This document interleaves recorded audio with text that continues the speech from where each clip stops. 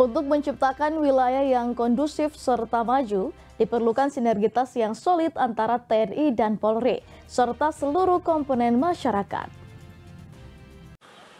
Kepala Staf Korem 131 Santiago, Kolonel Infanteri Yarnedi Mulyadi berpesan agar jajaran Korem 131 Santiago khususnya Kodim 1303 Bolang Mongondo dapat menjaga netralitas TNI dalam pelaksanaan pemilu 2024. Di samping itu, Kasrem juga mengingatkan agar kinerja jajarannya tetap maksimal, sehingga dapat menunjang pemerintah daerah dalam memajukan Bolang Mongondo Raya.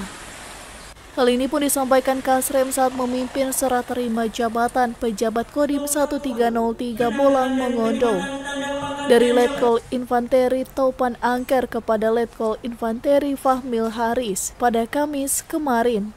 Kodim atau wilayah di Bolmong ini kondusivitas bisa tetap terjaga, kinerja satuannya tetap maksimal, dan terus TNI terus bisa dapat menjaga netralitas dan mendukung sepenuhnya tugas-tugas dari pemerintah daerah. Dan tentunya kita mengharapkan masyarakat Bolang Mongondo, Bolmong dan seluruhnya ini bisa bersinergi dengan Kodim dalam membangun dan memajukan daerah.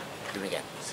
Diharapkan dengan sinergitas TNI bersama rakyat dapat mengantarkan Bolang Mongondo Raya yang kondusif serta lebih maju ke depannya. Dari Kota Umubagu, Tim Liputan Kawanua TV melaporkan.